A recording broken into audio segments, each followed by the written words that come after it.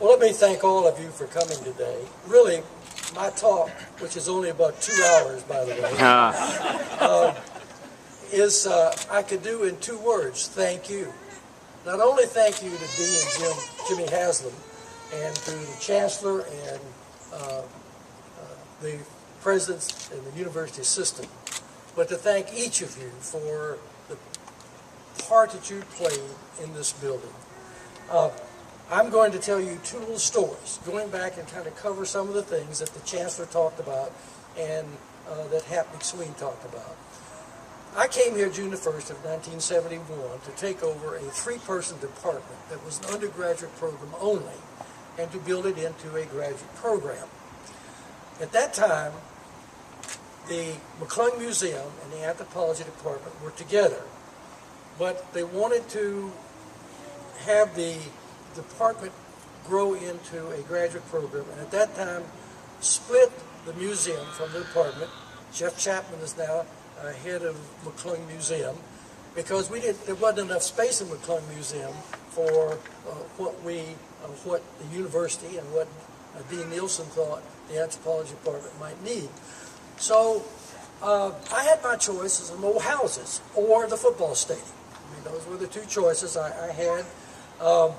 And I looked at I had an old house out at the University of Kansas before I came here, and it was good, except the roof leaked and the plumbing broke and all that sort of stuff. And so I decided, well, let's go to the football stadium.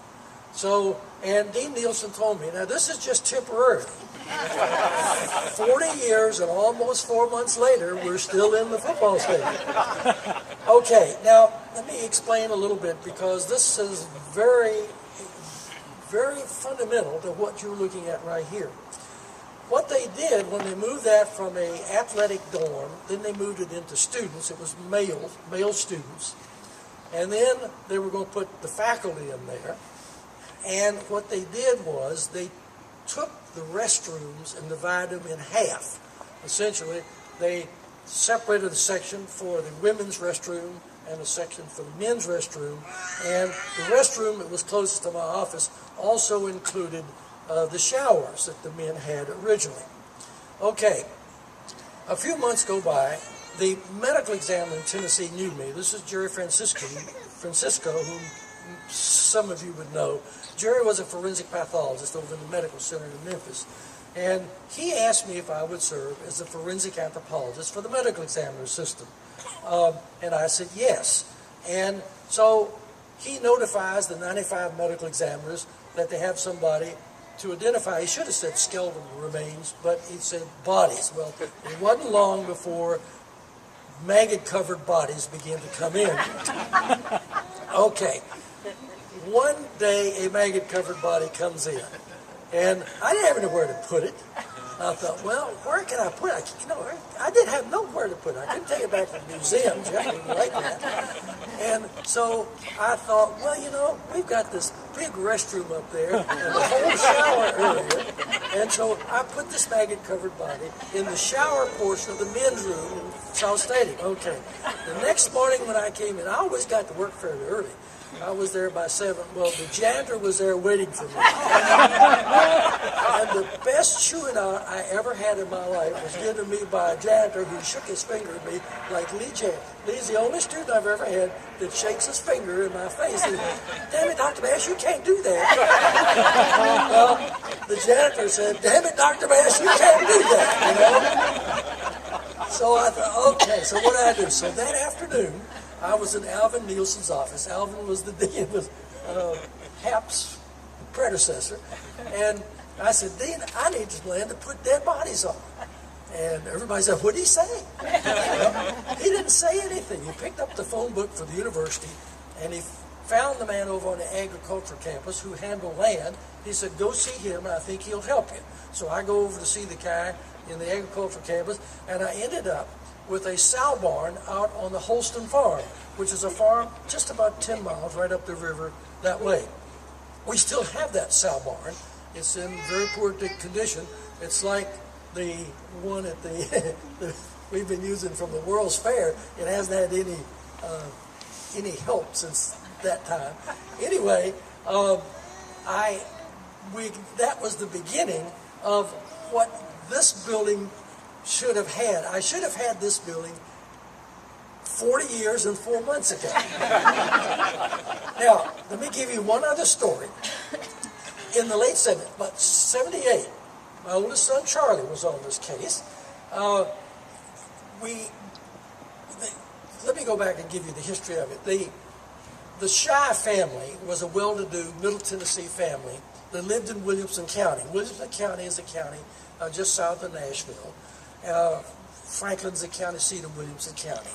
And as many of the families in those days, the Civil War, some went to support the North, some went to support the South, and they had a son named William who became a Confederate colonel and was killed in the Battle of Nashville in December of 1864, just months before the end of the war in the spring of 1865.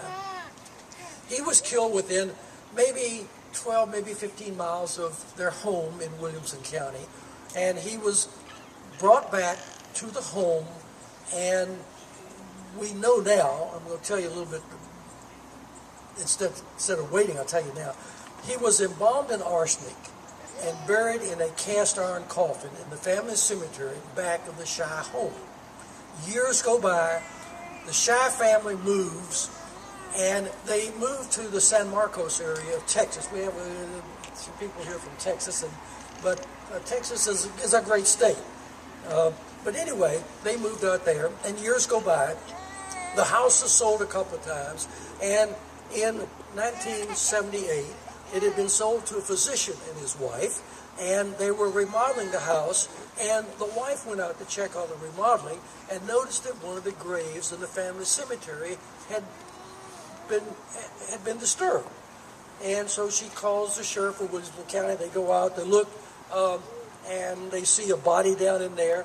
And so, me being on the medical examiner staff, they called me to go over there, and we got over there and pulled this body up. It was in civilian clothing, a frilly shirt, and so forth, and no skull, but we laid it out. There was they had a 4x8-foot sheet of plywood there, and we used that to lay the body out on. And there was pink tissue on the femur. I have color slides that if you all want to see this, you can see pink tissue on the femur. Now, this is where frame of reference comes in. My frame of reference to deaths from the Civil War would be that there wouldn't be much left. In the summer of '73, I moved a German Lutheran cemetery for the highway department in Wartburg. Wartburg is out that way in Morgan County. And we found 18 graves in this Civil War cemetery that ran from 1830 to 1890 and bracketed the Civil War period. And you could have held all 18 in both hands. You might want to say the German Lutherans don't hold up very well. But anyway, I looked at that and I said, you know, what we have here is a 24 to 28-year-old white male who has been dead about a year.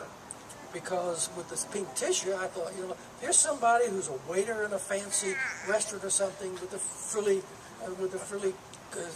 shirt and so forth. Well, on the way back, I stopped by the TBI office. Arzo Carson is here, by the way.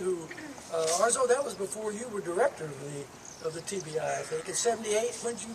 1 year before. 1 year before. But anyway, I left the clothing for the TBI, and I brought the bones back to the university. This was when we had a little boiling procedure in the department. I think that's a good way of saying that. Let me add one other thing. Talking about Walter's little thing, when we didn't have anywhere to go. The sow barn was about 45 minutes to get up there. You do your research in 45 minutes back. But anyway, we decided we'd do it down here, and so we would cook all this stuff and blow it with a fan out. Well, that's when Bob Woodruff was the laughing. Okay, Bob Woodruff one day. Somebody said, you know, there's this big cloud of flies up there around that window. Well, it was us blowing all this stuff out there.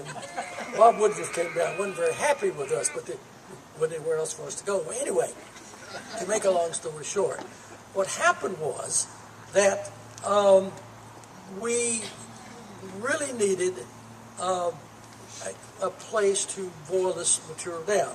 Well, on Monday, I was boiling the material down. The phone rings. It's the Tennessee Bureau of Investigation saying, is it possible that this is Colonel Shy? Well, by that time, I could smell this chemical smell coming out of the pot. It was the chemical smell from arsenic. And I thought, yeah, it could be. So now, what you had was, Colonel Shy was a 26-year-old white male. So far, I'm perfect. But Colonel Shy had been dead 113 years. I only listed 112 years. So if you wonder why we have this building, this is why. We are trying to cut down on all those things. Thank you for your help. All of you, in various ways, are to be thanked and congratulated for letting us have this building. Thank you very much.